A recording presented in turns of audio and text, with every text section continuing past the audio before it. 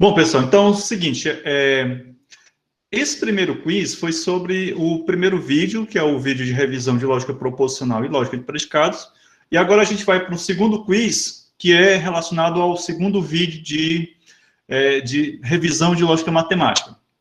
Se não der tempo nós vermos todas as questões que eu preparei para comentar com vocês, eu vou gravar um vídeo extra, onde eu comentarei essas questões, que são questões que eu selecionei das listas de exercícios que tem no capítulo 1, né? Vocês devem ter observado que no livro-texto, cada seção do capítulo 1, né, é dividida em 1.1, 1.2, 1.3 e vai até 1.4, né? Então, essas 4 sessões, elas foram cobertas pelos vídeos de pré-aula, desses 2 vídeos de pré-aula, né? Revisão de lógica matemática, vídeo 1 e o vídeo 2. A última etapa do capítulo 1, que é a parte de métodos de demonstração, que é assunto da próxima pré-aula e da nossa próxima aula na semana seguinte, né, é a seção 1.5 do capítulo 1. Então, sugiro a vocês, né, peço encarecidamente que assistam o vídeo de pré-aula, que quem tiver o livro, que leia essa seção também, né, a seção 1.5, e tente fazer alguns exercícios que tem lá no final da sessão, tá certo? Esses exercícios que eu selecionei estão nos finais de cada uma das sessões. Eu acho que vai dar tempo a gente ver pelo menos uns 3 ou 4 dos exercícios, tá certo? A próxima atividade que vocês vão fazer serão, né, exercícios que eu selecionarei dessas listas que tem no livro, mas isso daí eu vou colocar lá no sistema acadêmico, tá bom? Então, todo mundo já está descansado, todo mundo já voltou aqui do intervalo. Vamos ao nosso próximo quiz, que é o quiz sobre o vídeo 2, beleza? Estou preparando aqui. Deixa eu botar aqui para apresentar. Um momentinho. Ok.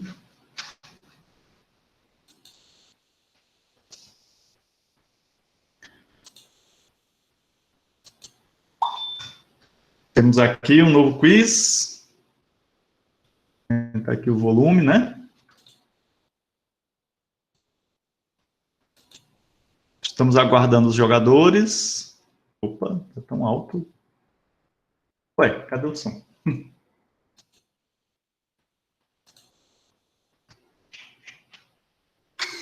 Pronto.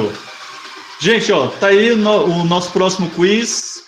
Acho que já está aparecendo na tela de vocês, né? Meu Deus, está muito alto.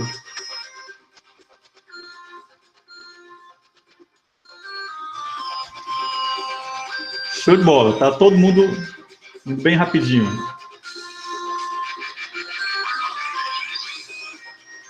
Estão faltando 3 pessoas.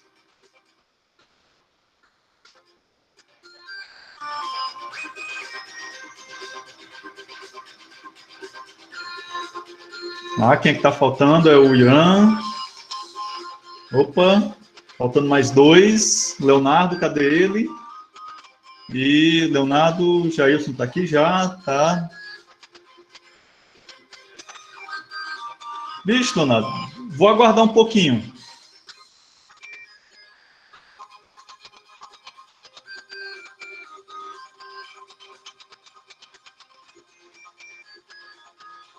E está faltando também o Derbert. Ah, não, o Derbert está ali já. Desculpa. Bruno, João Pedro.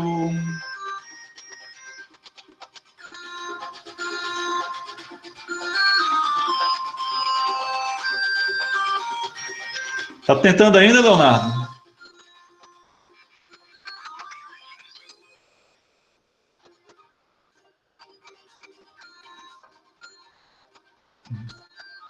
Leonardo, acho que tu pode entrar com o jogo acontecendo, certo?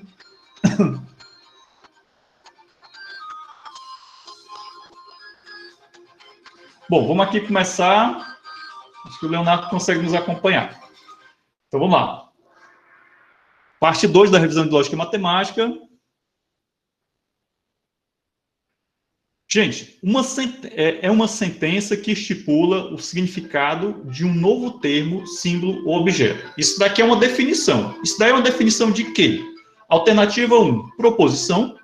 Alternativa 2, predicado. Alternativa 3, axioma. E alternativa 4, definição. Né? Aí está muito fácil. Essa está uma questão bem para todo mundo acertar.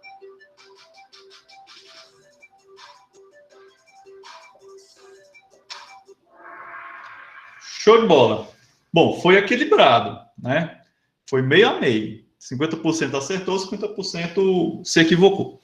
Gente, ali nós temos uma definição do que vem a ser a definição. Certo? Até é redundante, né, essa expressão, ok? Então, vejam bem, como é que é, João Pedro? O significado...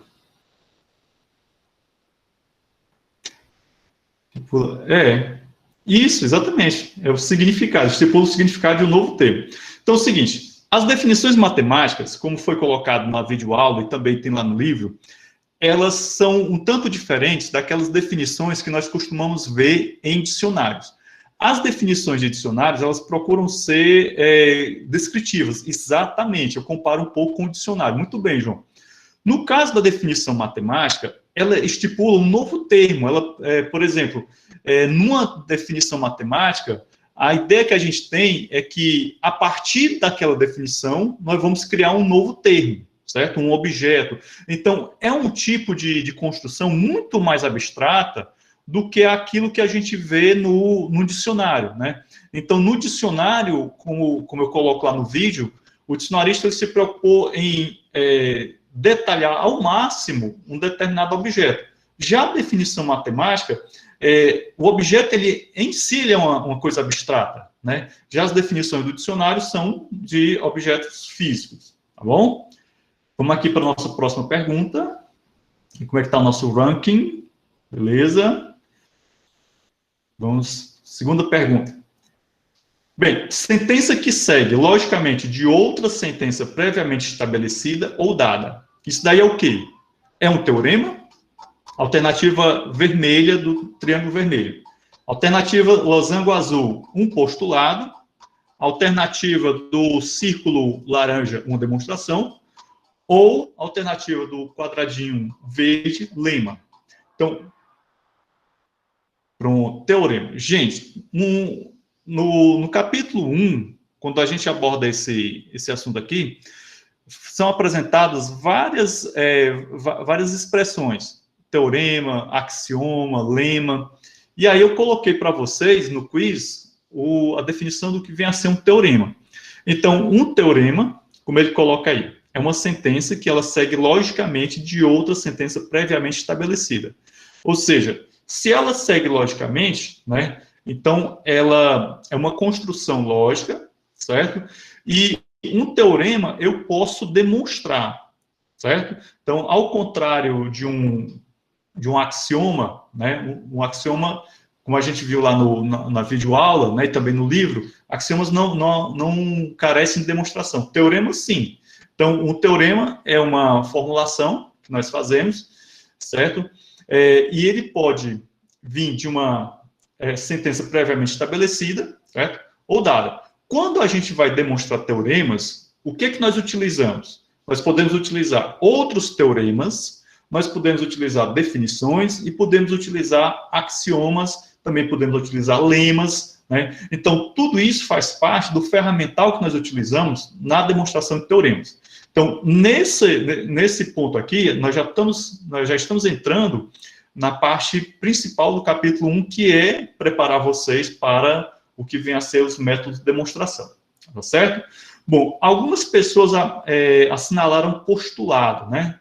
O postulado, se não me falha a memória, é a mesma coisa que axioma, certo? E o item 2, duas pessoas assinalaram o item 2, a demonstração, né? A demonstração aqui, no caso, eu coloquei como casca de banana, né? Então, eu tenho um teorema e faço a demonstração dele. Então, a demonstração do teorema é simplesmente uma argumentação lógica onde eu estou mostrando que aquele teorema é válido, certo? ou que o teorema não é válido no caso de uma demonstração que prove a falsidade de um teorema. Vamos para o próximo, nosso scoreboard. Houve mudanças aí no nosso ranking. Agora que o Leonardo conseguiu entrar, acho que ele vai participar também da próxima pergunta. Bem, essa próxima pergunta já é um pouco mais complicada. Seja a sentença para todo x, se x satisfaz p, então qx, no domínio dos inteiros, ó, tem mais tempo aí para vocês, ó, em que px diz que x é primo e que x é par. Qual é o contra-exemplo? Então, eu quero um contra-exemplo. Lembrem-se do que eu falei para vocês lá no vídeo, o que é um contra-exemplo, também falei em todas as ocasiões. Vou me calar um pouquinho.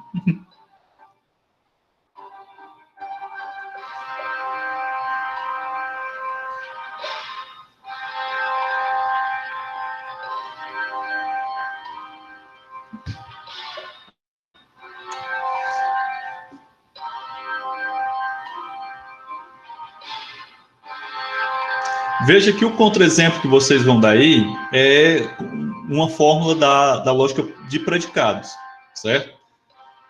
Só uma pista. Um contra-exemplo, você vai partir da negação de uma afirmação, certo?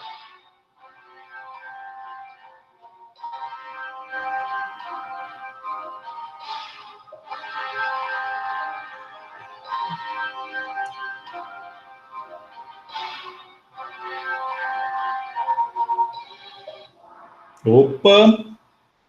Gente, o contra-exemplo dessa afirmação é a alternativa 3, o círculo laranja, que é uma fórmula quantificada existencialmente. Então, vejam bem.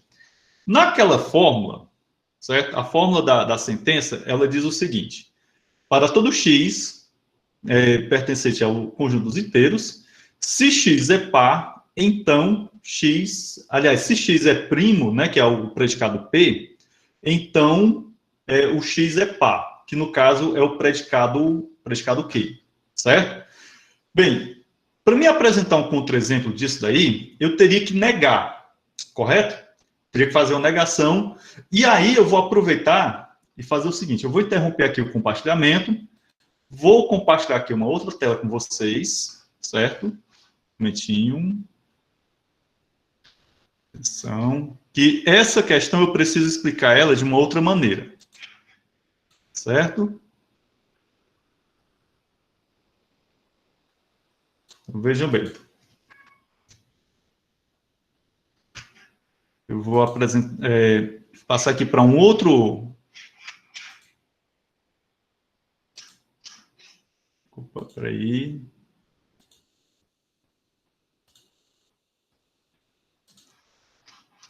Seguinte, turma.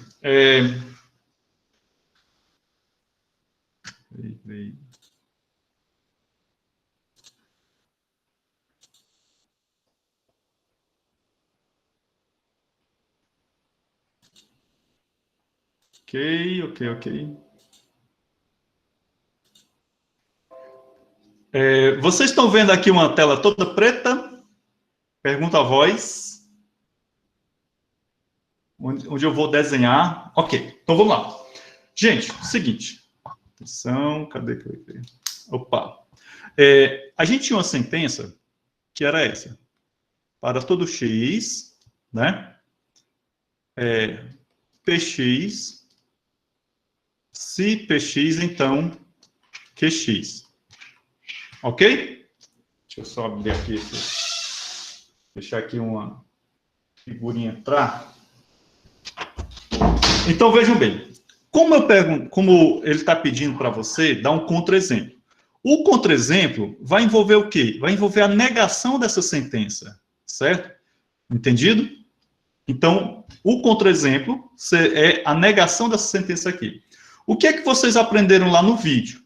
Quando eu tenho a negação de uma sentença, esse conectivo da negação, ele vai, vamos dizer assim, entrando na sentença. E ao passo que ele vai entrando na sentença, ele vai provocando modificações. Então, vamos lá. Vamos negar isso aqui. Ou seja, ao final do processo, nós vamos ter essa sentença aqui negada. né? E ela não será mais uma sentença quantificada universalmente, ela não será mais uma condicional, vai ser totalmente diferente. Então, vamos atenção aqui para o processo. Então, a primeira coisa que eu faço, quando eu vou negar, estou negando aqui uma sentença quantificada universalmente, eu não terei mais a sentença quantificada universalmente, e sim ela quantificada existencialmente, certo? Então, o que é que vai acontecer? O próximo passo no meu processo de negação da sentença é que essa quantificação universal, ela negada, se transforma numa quantificação existencial. O nosso conectivo da negação agora está aqui. Gente, agora eu vou negar essa sentença que é uma condicional. Nós sabemos que negar uma condicional é um troço assim um tanto estranho. Mas o que é que nós podemos fazer? Nós podemos aplicar a regra da equivalência lógica, substituir essa condicional pela equivalente dela. E isso vai resultar em quê? Existe X, não é verdade que não PX. Qual é a equivalência de uma condicional? É essa disjunção com o primeiro disjuntivo negado. Então, vejam que aqui, ó, nesse momento aqui, eu tenho a equivalente dessa condicional. Fazer. Como essa negação está fora dos parênteses, eu vou aplicar o quê? De Morgan. Então, nós temos, existe X, tá ok. Vai ser não, PX, eu vou colocar aqui entre parênteses, para ficar mais organizadinho. Essa negação, essa disjunção vai ser uma conjunção, não que X. Correto? Entendido? Então, vejam que nesse processo aqui, apliquei De Morgan, né? Então, esse resultado aqui é a aplicação de De Morgan nesse resultado anterior. Agora, o que é que nós podemos fazer? Existe X. Negação da negação, dupla negação, vai ser PX, conjunção, não que. Observem essa fórmula que a gente obteve aqui, ó. Essa fórmulazinha aqui é justamente a resposta que está lá no quiz, certo? Então, eu dei mais tempo para vocês responderem a essa questão, porque eu imaginava que vocês poderiam tentar fazer todo esse processo, certo? Aí eu aproveitei para também revisar isso para vocês, tá bom? Então, deixa eu só encerrar isso aqui. Beleza? Isso, exatamente. Dupla negação, certo? Então, deixa eu interromper aqui o compartilhamento. Deu para entender, turma? Deu para entender como é que nós chegamos nessa... Deixa eu voltar lá para o quiz, certo? Beleza, muito bem, Deb. Vamos voltar para o quiz, que a gente tem mais 2 perguntas para a gente avançar. Gente, então, toda vez que você precisar apresentar um contra-exemplo de uma proposição qualquer, da lógica de predicados, você já sabe, você vai precisar negar aquela sentença. E quando você nega a sentença, você tem que negar a sentença toda, como eu fiz lá na lousa digital, certo? Então, você pega a sentença, coloca a negação e vai realizando todo o processo. Onde for necessário aplicar regra de substituição, De Morgan, dupla negação ou também implicação, você vai aplicando, tá certo? Então, em geral, quando você nega uma sentença da lógica de predicados e você precisa obter o contra-exemplo, você vai simplesmente trabalhar com regras de substituição, tá certo? Bom, vamos voltar para cá, vamos avançar aqui o nosso quiz, ver quem é que está, como é que está o nosso storyboard. Aqui, pronto, temos aqui uma disputa boa, né? Vamos avançando para a penúltima questão true e false. O modelo é uma representação de um sistema axiomático. Olha aí, ó. Temos aí o modelo, temos aí sistema axiomático, que são termos que eu trabalhei lá no vídeo de pré-aula. Vamos lá. É verdadeira ou falsa essa afirmação? Isso aí tá fácil, tá moleza.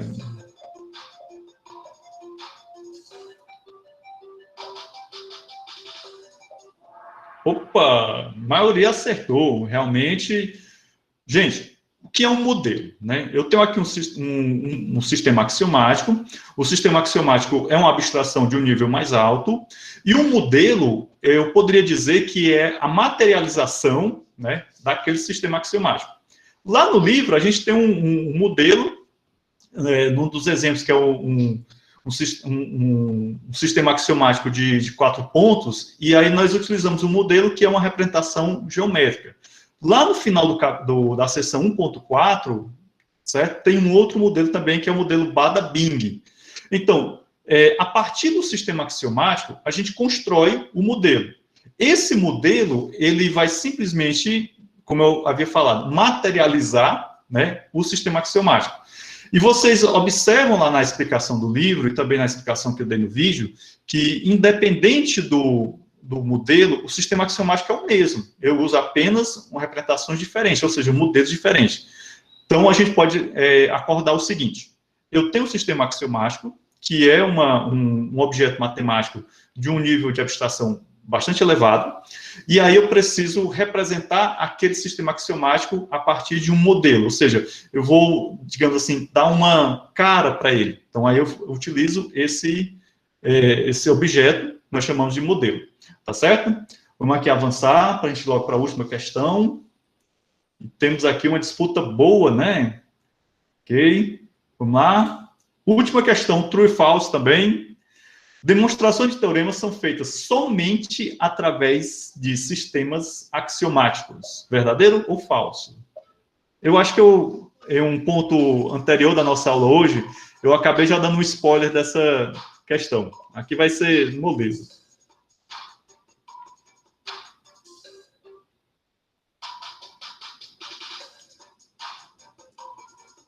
Ok, 6... Show de bola, é falso, né? Então, gente, as demonstrações de teorema, eu falei alguns minutos atrás, eu acho que antes do nosso intervalo, eu disse que as demonstrações elas são feitas através do uso de definições, do uso de outros teoremas, do uso de sistemas axiomáticos, né? Então, quando eu digo que as demonstrações de teoremas são feitas somente através de sistemas axiomáticos, eu estou cometendo um erro, porque, como havia falado, não são somente os sistemas axiomáticos que eu vou utilizar no processo de demonstração. Vocês vão encontrar, ao longo da carreira de vocês, demonstrações em que você vai utilizar praticamente todo o ferramental. Definições, sistemas axiomáticos, lemas, né? Enfim, quanto mais complexo for o teorema, mais elaborada deverá ser sua demonstração. E só para finalizar aqui essa questão da preparação para a próxima aula da semana que vem, que é os métodos de demonstração. Quanto mais você exercitar, melhor. É praticamente o que a gente já vem falando em matemática, né? Que a prática leva à perfeição. Vamos agora ver como é que ficou o nosso ranking, né? Então, o nosso pódio final. Terceiro lugar, o Leonardo acertou 3 de 5. O Leonardo que entrou por último, não foi? João Pedro ficou em segundo e Francisco Bruno em primeiro. Pronto, beleza. Muito bem, parabéns para vocês que chegaram até aqui, né? Olha que interessante, os 3 colocados no nosso pódio, né, todos 3 acertaram, das 5 questões, acertaram 3, né? Então, a diferença aí foi só mesmo a questão do tempo. E o Leonardo entrou na segunda rodada, não foi? Ele já tinha deixado de participar de duas perguntas, certo? Então, gente, eu posso finalizar aqui a apresentação, né? Vocês já devem ter dado print aí do pódio, tá bom? Vou desligar aqui esse sonzinho, porque senão a gente não se concentra. Opa, peraí. Next. Pronto. Depois eu vou analisar os relatórios, que tem umas informações importantíssimas aqui. Segundo o relatório aqui que eu recebi do Kahoot, a terceira questão foi a que teve o maior índice de erros. Então, eu sugiro a vocês darem uma lida com mais atenção ou uma estudada com mais atenção nessa parte de interpretação de contra-exemplo, certo? Principalmente o processo de negação de uma expressão quantificada, certo? Dê uma revisada nisso daí, porque de acordo aqui com o nosso quiz, né, a análise que ele fez foi a questão que teve o maior índice de erros, certo? Então é bom vocês darem uma revisada nisso. Beleza? Turma, voltando aqui para o nosso assunto. Ó, já são 11h10, certo? E comentar com vocês... Aliás, eu vou comentar com vocês uma ou duas questões da lista de exercícios. Para isso, eu preciso compartilhar com vocês aqui outra tela. Aí. Só estender um pouquinho a nossa aula hoje, certo? Era 1 hora, mas a gente estende aqui um pouquinho mais e vai dar certo. Tadam. Vou começar com vocês, deixa eu ver aqui, 2 questões da lista 1.1, lá do capítulo 1, tá bom? Vamos lá, apresentar.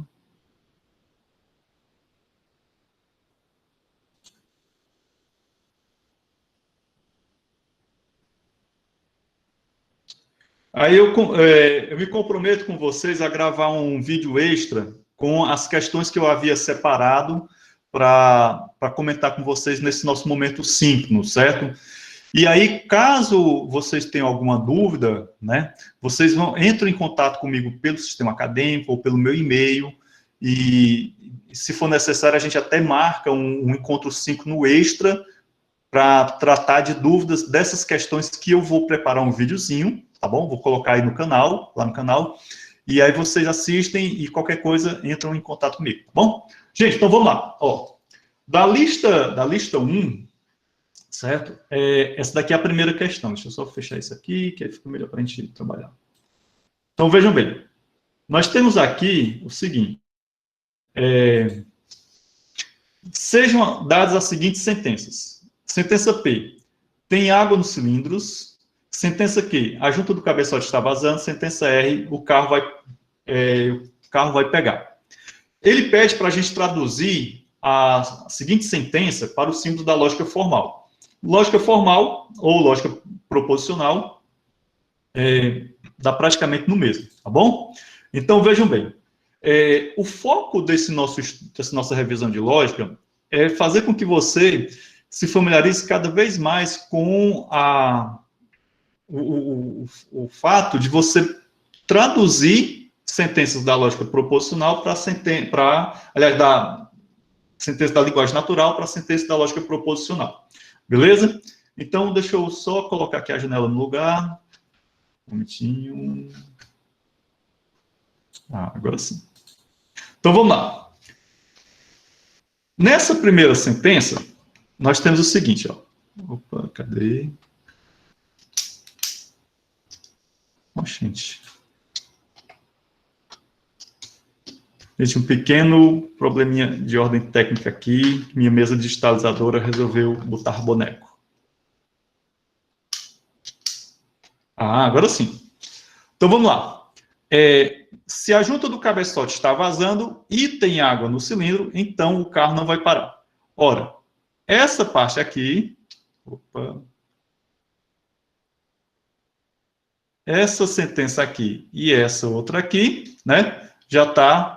Ó, junto do cabeçote vazando, tem água no cilindro, então tá aqui. Se então, a gente sabe que isso daqui é uma condicional. O carro não vai pegar, é a negação dessa outra sentença.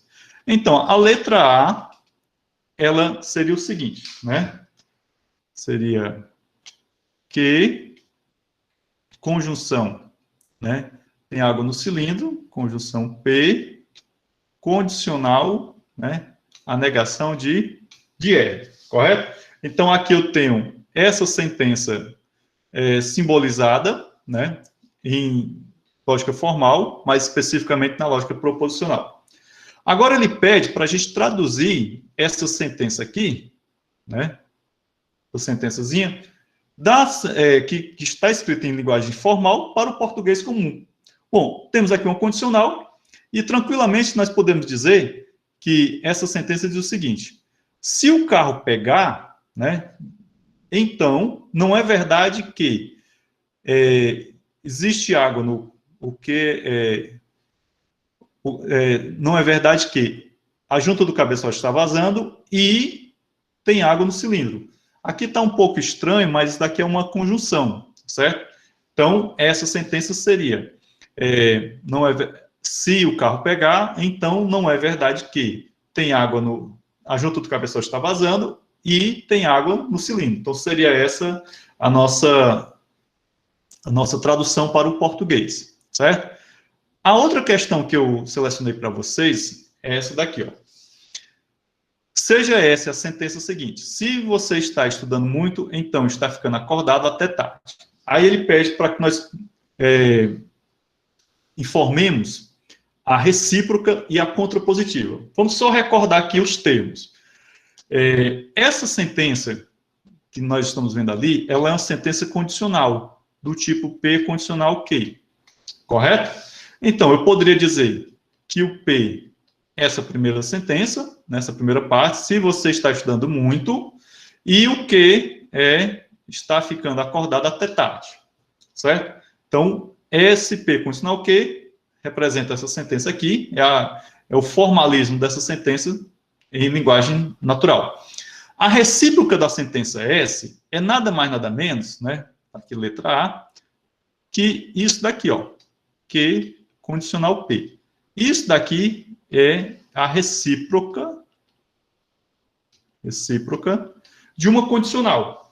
Lembre-se que a recíproca de uma condicional, ela nem sempre vai ter o mesmo valor de verdade da condicional, correto? Então, não é correto você dizer que a recíproca equivale a uma condicional, tá bom? Bem, aí ele pede, na letra B, para que a gente forneça a contrapositiva dessa sentença aqui. Ora, a gente acabou de ver no quiz, né, no quiz anterior, que a contrapositiva de uma condicional é não P, condicional não P. Então, aqui eu tenho a contrapositiva, certo? Contrapositiva. E aí eu coloco para vocês o seguinte: a contrapositiva, ela sim, ela é equivalente a essa sentença aqui. Então, se eu fizer isso daqui, ó, disser que não, P condicional Q equivale a não P condicional não P, certo? Isso daqui está correto. Essa equivalência aqui, ela está certíssima. Aí lembre-se, a recíproca, ela não é equivalente à condicional. Beleza? E aí vamos aqui para mais uma questãozinha, só para a gente finalizar por hoje, né? E essa questão, ela envolve uma certa sofisticação de pensamento, né? Primeiro ele diz o seguinte, ó: dizemos que dois pares ordenados, A e B, e C e D, são iguais quando A igual a C e B igual a D. Ora, ele está dizendo o seguinte: eu tenho aqui dois pares. Eu tenho um par AB, eu tenho vamos chamar ele aqui, esse par de S, né? E tenho um S' que é CD, correto? Para esses pares serem iguais, né, para me dizer que S é igual a S', o que é que eu tenho que observar? Eu tenho que observar que A é igual a C e B é igual a D. Então, essa é a condição para que esses dois pares sejam vistos como pares iguais. Ora, aí eu tenho uma sentença que diz o seguinte: se AB é igual a CD, então A é igual a C. Certo? Aí vem os questionamentos que são colocados. Primeiro, essa sentença é verdadeira? Né? Ele está perguntando aqui se isso daqui é verdadeiro. Como é que nós vamos responder? Vamos focar no processo, né, de elaboração da resposta. Primeira coisa que eu preciso olhar é para essa definição aqui. Nessa definição, né, essa frase aqui, ela está definindo quando é que dois pares A e B e CD, eles são iguais. Então, vejam que a minha sentença diz o seguinte: se A igual a B igual a CD, então A igual a C.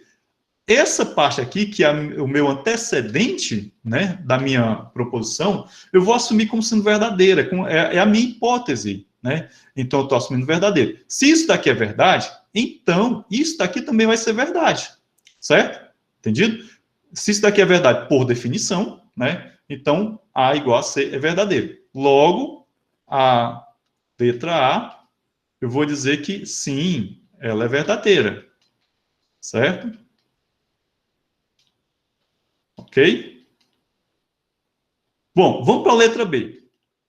A letra B pede para a gente escrever a recíproca de S. A recíproca de S seria o quê? Se A igual a C, então, né, AB igual a CD. Turma, presta atenção aí na parada. Essa daqui é a recíproca dessa sentença, certo? Vejam que eu estou assumindo que é igual a C. A partir disso daqui, eu posso afirmar essa igualdade aqui, né? Entendido? Que é justamente a letra C. Ele está perguntando se a recíproca de S é verdadeira, ok? Então, essa daqui é a letra B, né, que é a recíproca de S, certo? E na letra C ele pergunta se essa recíproca é verdadeira. O que é que vocês acham? Deixa eu olhar aqui para o chat. Quais são as respostas de vocês? Bom, vamos lá, só para a gente finalizar nosso momento de hoje. Responda aí no chat o que é que vocês acham, né? Se a recíproca é verdadeira ou não. Lá, povo. Alô? Eu sei que está perto do almoço, vocês estão aí com fome, eu também. Oi? Mais alguém? Mais alguém?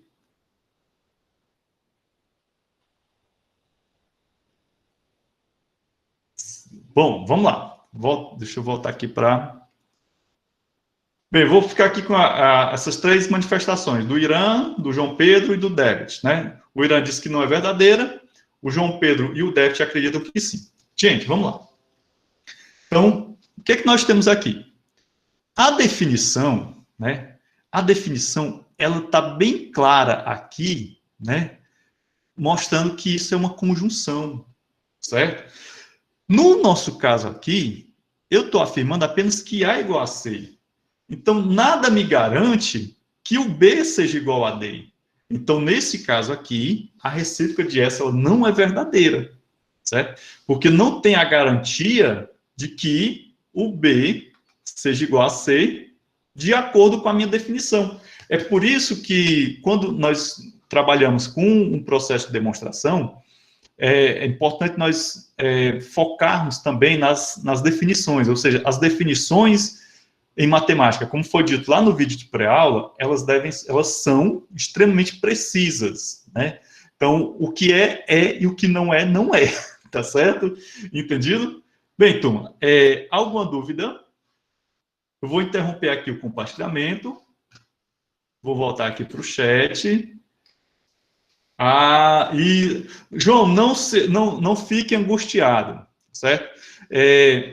Esse processo de analisar as sentenças, né, analisar as definições para analisar uma determinada conclusão, é um processo que vocês estão começando agora, tá bom?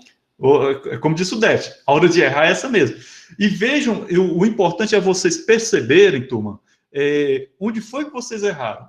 Por isso que eu acho importante nós focarmos não somente na resposta final de vocês, mas sim no processo, né?